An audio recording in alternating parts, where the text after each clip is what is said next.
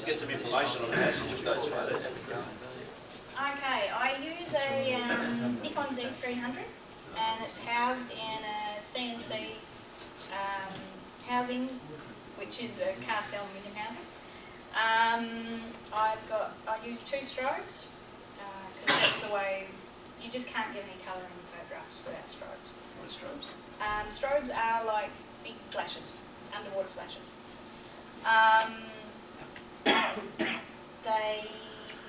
They're about this big, and they'll just put out a huge amount of light and cover Put a your set subject. together and show you. I'll bring out. Oh, you're going to go find Is it on constantly, or it's a flash? So you no, take just a flash. Take the photo, it fires just like you put on land. So that's just a regular on-land camera that you just got it in an underwater housing, Yeah, right? that's okay. right. Yeah. Yeah, and I've got different lenses that I put on. The shark photos I took were with a fisheye wide-angle lens. So that greyness that you saw at Roddo, he was probably only about that far away from my dome port when you turned it. So, and he was pretty big. It was about, I think that one was about 3 metres, 3 to 3.5 metres. And as you know, anyone that's been out there, you get a fair few caves out there. We're not allowed up here. No, you're not allowed. You can free dive out there, but you can shoot.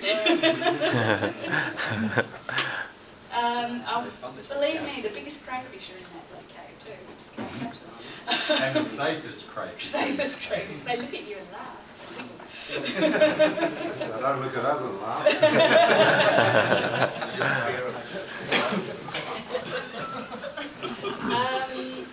Now the camera, Lee's got to go get it.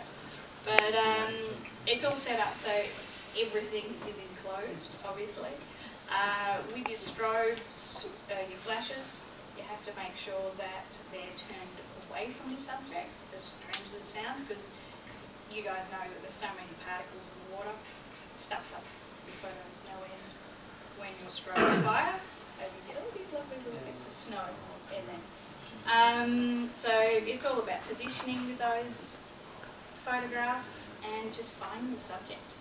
With your diving, is that predominantly all on tank, is it? Even in the shallow stuff? Predominantly, yeah. I've done a fair bit of free diving over, we did some in Palau. I was being used as a model, doing some free diving stuff.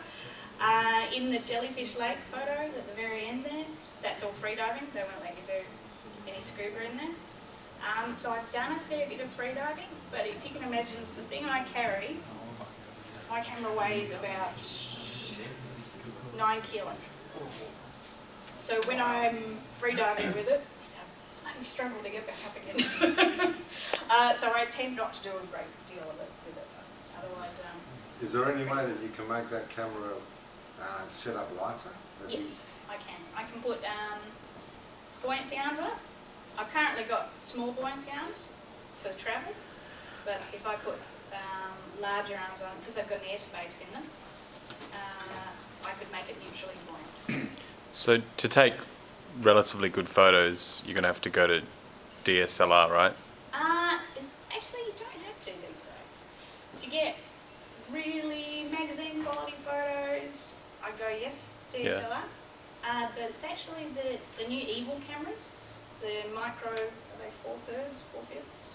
They've got tiny little, they've got a sensor that's halfway between an SLR and a compact. And these things, you know, they're as big as a compact, but they've got interchangeable lenses. And you get some really good photos out of them, unfortunately, and they're so much cheaper than my camera. They take video as well. Can you tell us how much yours is worth? My system, I have 3 different lenses, 3 different ports. Let me guess, you're going to be changing shortly? No, actually no, I decided to stay with this. I'm quite happy with this one, unless I go to video, which this one keeps trying to convince me of. It cost around about $15,000. Whoa! He fell off his chair. Don't fall out just yet. I'll get one tomorrow. Can I have one of these? That was 3 years ago, when the Australian dollar was rubbish compared to the American dollar. Now, now I look at what we've got in the cupboard in there, and it will cost me half as much. Do you sell the ones that you mentioned in the cupboard over there? Yeah, we do. But, yeah, so if I just waited a little bit longer, but then I wouldn't have got the photos I got. What about adding stuff to like point and shoot cameras? So like I've got a Panasonic Lumix in a housing. Yeah. Adding like a lens to that and a strobe to that sort of setup, is that going to make a big difference? It makes a huge difference. Yeah, yeah. If you're free diving, the main thing that will make a difference with your photography is putting a strobe on your camera. Because then you'll get all those gorgeous colours and every come up. Yeah, because I put a wide angle lens on ours, and it's made a massive difference, especially with free diving, because we're trying. You don't have much time, and you're trying to get subjects up close. They're big.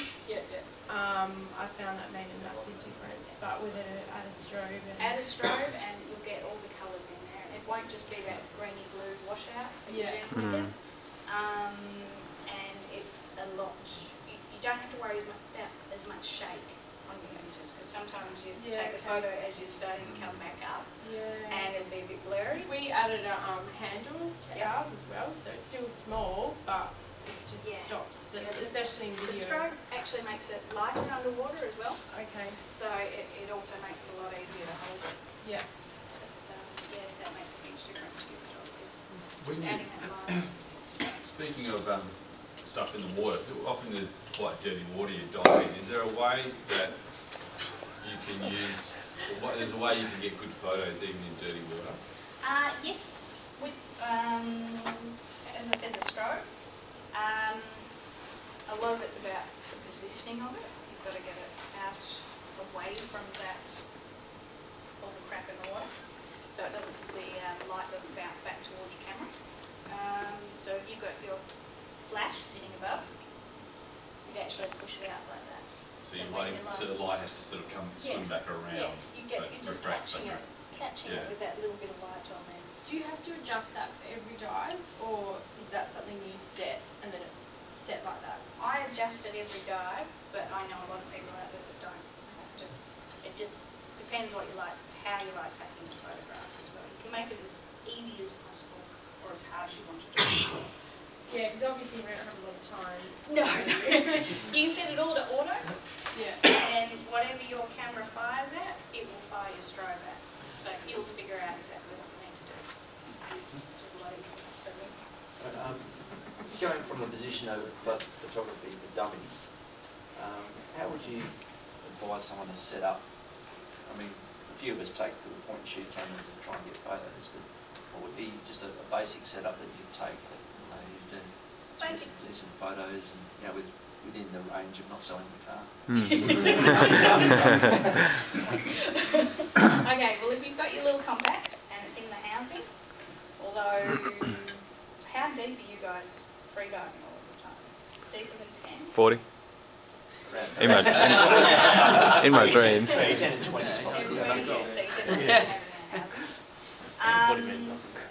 Best way to go, because you're not there very long, I'd say one strobe with an arm. So you've got your little camera, have an arm coming off it, pretty much like your elbow, and the strobe sits up there. And that's the easiest way to set up for your free diving. And the strobe is a flash, like. Yep, strobe's a flash. So you jump off the boat, free dive down, get under your subject, point towards the blue water a lot of the time, because you'll get better lighting, nice blue background, and then your strobe picks up the colour in whatever you're taking a photo of.